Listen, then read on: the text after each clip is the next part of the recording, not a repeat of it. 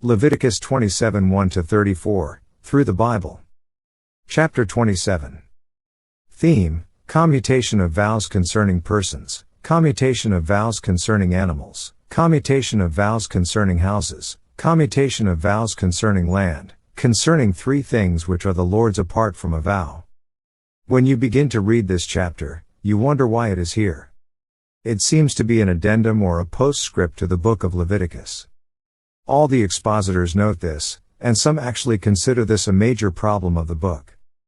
J. A. Seiss doesn't include it with the book of Leviticus, and Dr. Langley treats it as an appendix. Although the subject matter seems to be extraneous and unrelated to the contents of the book, I see no reason to make a mountain out of a molehill. I think there is a definite purpose in placing this chapter last. Dr. S. H. Kellogg notes with real spiritual perception that what has preceded this chapter is obligatory, while this is voluntary. Actually, this makes a beautiful and fitting climax to the book of worship. In much this same way, chapter 21 of John's Gospel follows the climax of chapter 20. In chapter 20 the risen Lord has revealed himself to his disciples and has sent them out into the world. But wait a minute, he has a message to Simon Peter in chapter 21, "If you love me, feed my sheep." It is voluntary, and the basis for it is love. That is God's method. A striking feature about the vows is that they are voluntary. They follow the commandments, ceremonies, and ordinances. It is going the second mile after God has required the first mile. They are the response of a grateful heart. However, it is important to note that after a promise has been made to God, it is essential that it be fulfilled. The natural response of a saved person is to ask what he can do for the Lord since the Lord has done so much for him. We find this expressed many times in the Scripture. "What shall I render unto the Lord for all his benefits toward me?" Psalm 116:12. The Apostle Paul wrote to the believers of his day, "I beseech you therefore, brethren, by the mercies of God, that ye present your bodies a living sacrifice, holy, acceptable unto God, which is your reasonable service." Romans 12:1. This is not a command. He says, "I beseech you." In Titus 2:11 he wrote, "For the grace of God that bringeth salvation hath appeared to all men." What does it do? Does it demand something? No. Teaching us that, denying ungodliness and worldly lusts, we should live soberly, righteously, and godly, in this present world, Titus 2:12. Micah evidently had this chapter in mind when he wrote, "He hath showed thee, O man, what is good, and what does the Lord require of thee, but to do justly, and to love mercy, and to walk humbly with thy God." Micah 6:8. Every normal believer wants to do something for God. He wants to pledge something to God. The deepest problem is to find something worthy to pledge to God. Ephraim Cyrus wrote, "I pronounce my life wretched, because it is unprofitable." David Brainerd cried, "Oh that my soul were holy as he is holy.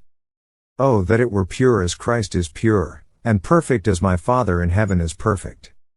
These are the sweetest commands in God's book, comprising all others. And shall I break them? Must I break them? Am I under a necessity of it as long as I live in the world? O my soul! Woe, woe is me that I am a sinner! What can a saved sinner offer to God? This chapter answers that question. Once a vow was made, it became mandatory.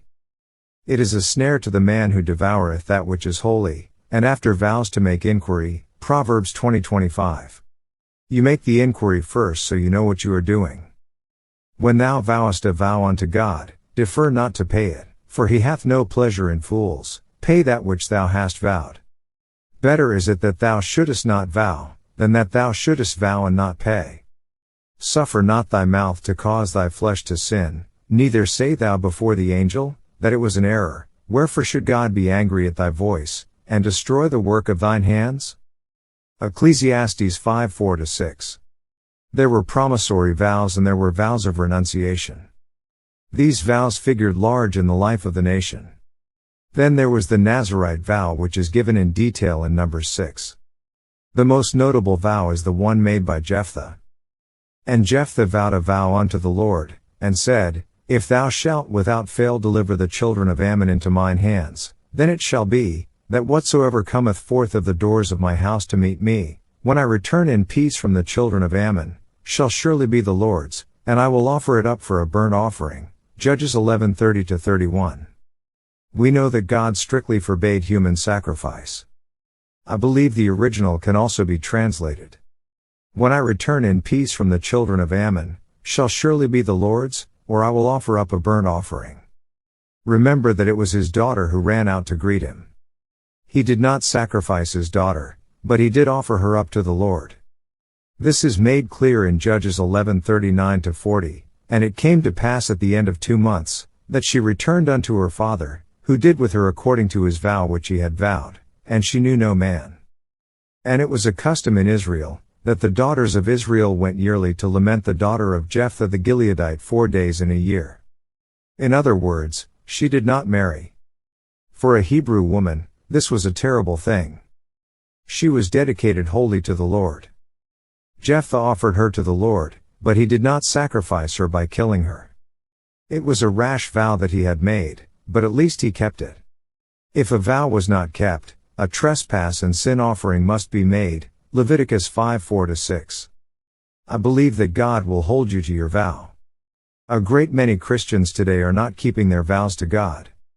If you do not intend to keep a vow, or you think lightly about your dealing with God, then you had better take a second look at it. I think that there are many Christians who have been set aside today. There are many who are being judged and many who have fallen asleep, as Paul says. Remember, God is not asking you to make a vow. It is voluntary. But if you do promise God something, be sure you go through with it. When thou shalt vow a vow unto the Lord thy God, thou shalt not be slack to pay it, for the Lord thy God will surely require it of thee, and it would be sin in thee. But if thou shalt forbear to vow, it shall be no sin in thee. That which is gone out of thy lips thou shalt keep and perform, even a freewill offering, according as thou hast vowed unto the Lord thy God, which thou hast promised with thy mouth. Deuteronomy 23:21-23. Commutation of vows concerning persons. And the Lord spake unto Moses, saying, Speak unto the children of Israel, and say unto them, When a man shall make a singular vow, the persons shall be for the Lord by thy estimation. Leviticus 27:1-2. Making a singular vow means to single out something of value, particularly precious to the individual.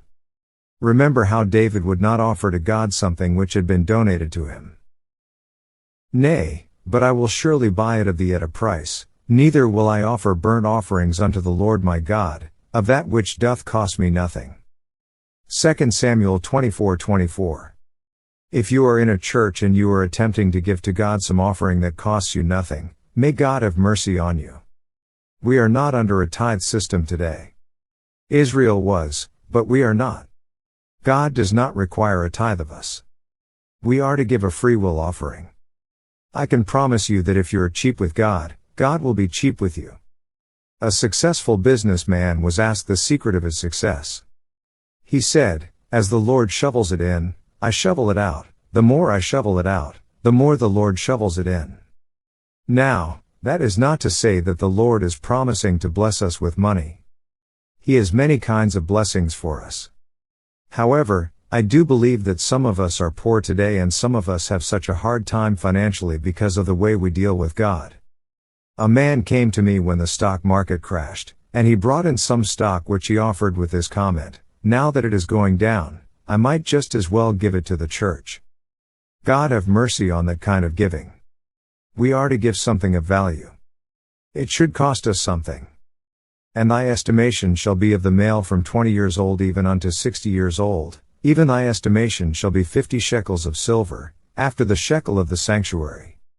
And if it be a female, then thy estimation shall be 30 shekels. Leviticus 27:3-4. When a person was dedicated by a vow to God, it did not mean that individual must serve in the tabernacle. That was the peculiar service of the Levites. A redemption price could be paid for the person which would relieve him of that service. This is called the commutation price of the person.